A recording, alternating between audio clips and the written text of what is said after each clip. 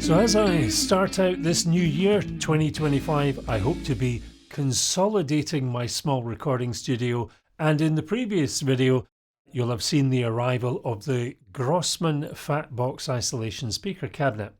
Now those who follow my channel will also have noticed my pedal board changes as I seek out to iron out the things that were not really quite working out for me. Now one of those areas was, and I still have a bit of an issue in regard to overdrive and distortion pedals, and after much searching I decided to pull the plug on a pedal that was a lot more than I really wanted to pay.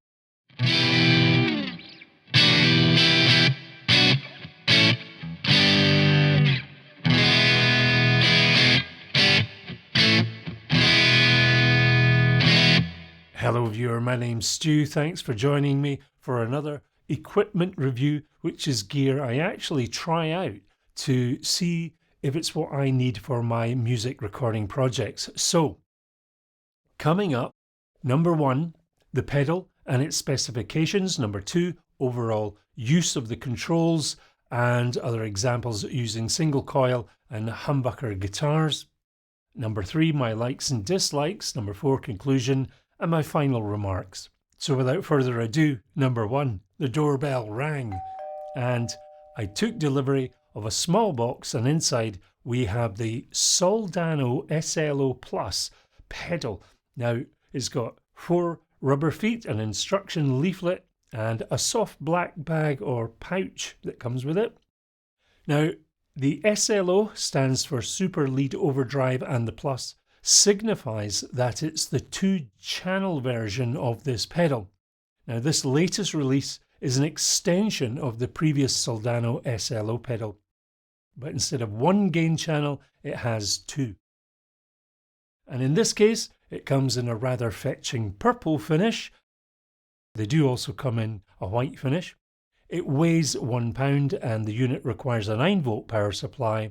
So this pedal is based on the Soldano 100 amplifier, which for all those who are familiar with that make, they come at quite a hefty price tag, but they are a very much loved American-made boutique valve amplifier in the guitar world.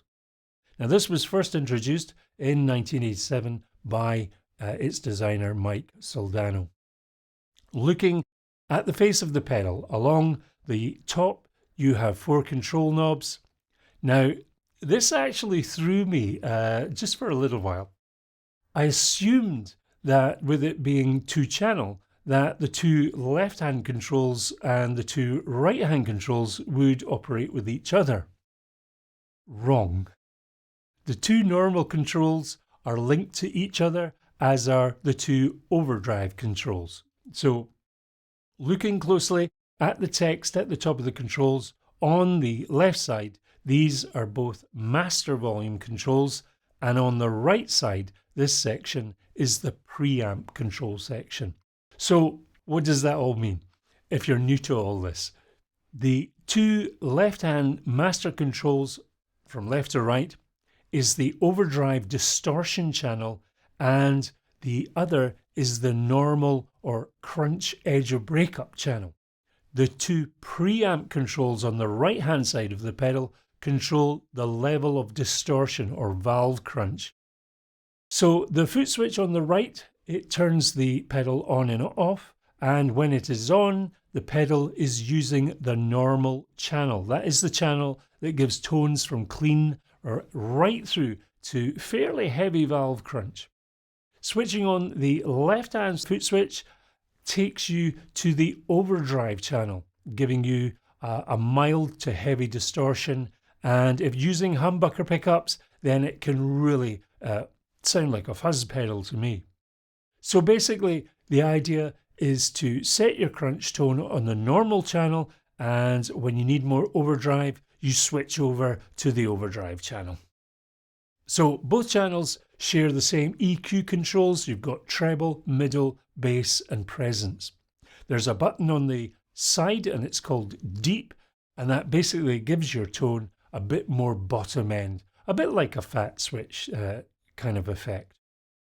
Now, it's important to point out this pedal is not meant to be a replacement for the actual Soldano valve amplifier. It is, however, designed to give you a very close representation of the type of tones that you can get from that physical valve amp.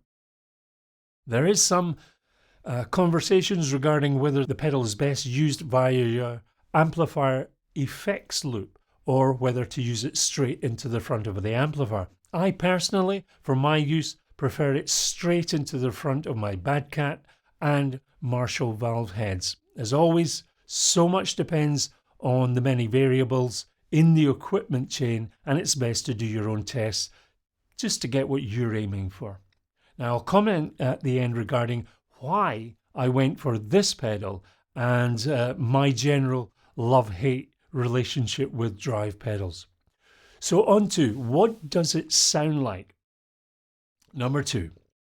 So I'm going to be doing a couple of tests because they do have a bearing on how I'm using this pedal. First up, I'm running into a Bad Cat Black Cat amplifier and I have set it fairly clean. There's very little reverb on this. And I'm not using any other pedals and I'm not doing any processing on my computer. What you're hearing is the speaker being mic'd up. And here you will see and hear the general tones that I'm getting by using the Stratocaster with Fat 60s pickups.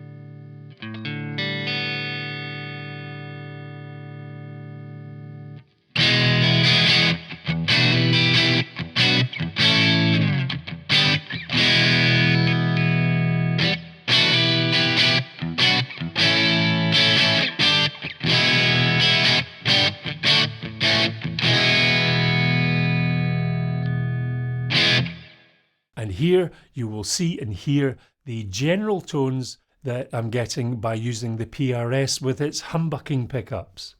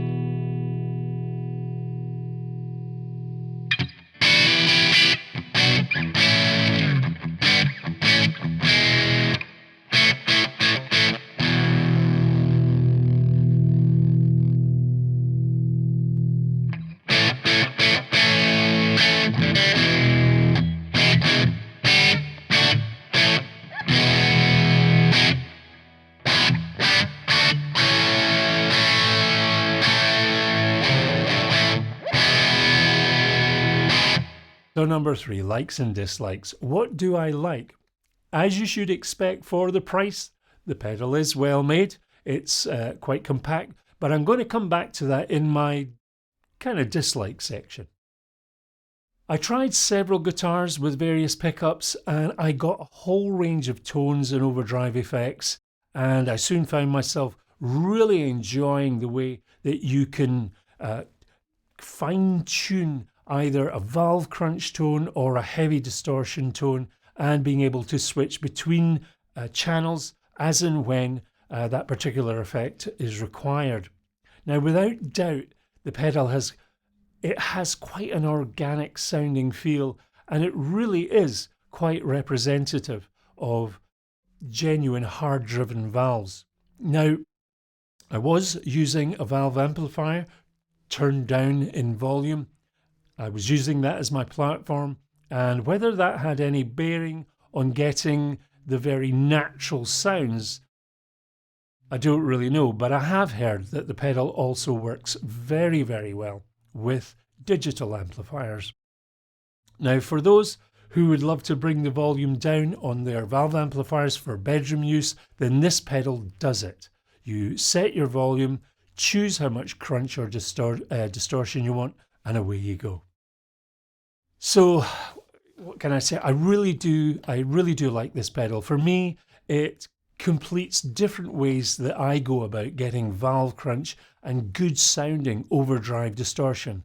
But once again, as I say, you do need to take time out and set it to get the tones you want. All I've done is just a very quick illustration of what the pedal does.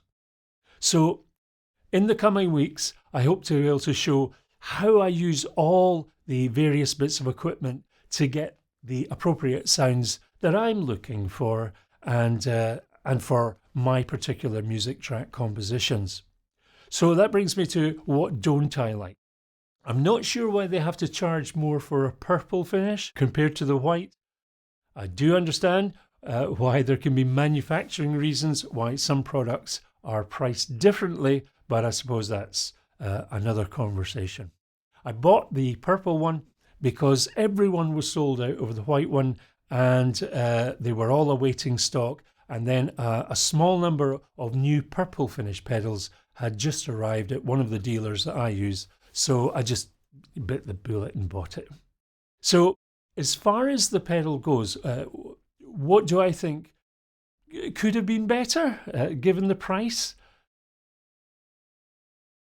Perhaps it's just me, but while the pedal looks very fetching in its purple finish, can't help but feel it actually feels somewhat cheaply made. It does look like two very simple pieces of pressed metal or alloy, whatever it's made of, held together by 4 countersunk screws. It reminds me of casing types that we used for R&D projects when I worked in engineering. Now, the 1/4-inch jack sockets, they work absolutely fine, but again, it's got a certain feel to it. It just feels a bit cheaper. Now, if I were to put this up against various pedals that I have here, ranging from inexpensive to around the same price as the Soldano, well, they all feel like they're bulletproof, and the jack connections, they really feel nice and chunky. Now, I certainly don't mean to disparage the pedal. It's a great sounding pedal. Clearly, Mike Soldano is a very clever guy, and he designs great gear. It just feels a wee bit lightweight, but maybe perhaps that's its style or its design, and it's just deliberate. Just my opinions. So the fat switch, as far as I've tested, it works well depending on the guitar pickups being used and the way the pedal EQ controls are set. In other words, the effect tends to be more noticeable on one type of guitar and certain settings compared to others. It's very subtle. So the little black pouch that comes in the box, well, I'm not too sure what that's for, because I doubt anyone's going to keep their pedal in that. So do comment below if you store your pedals in little bags. So that leads me to number 4, my conclusion.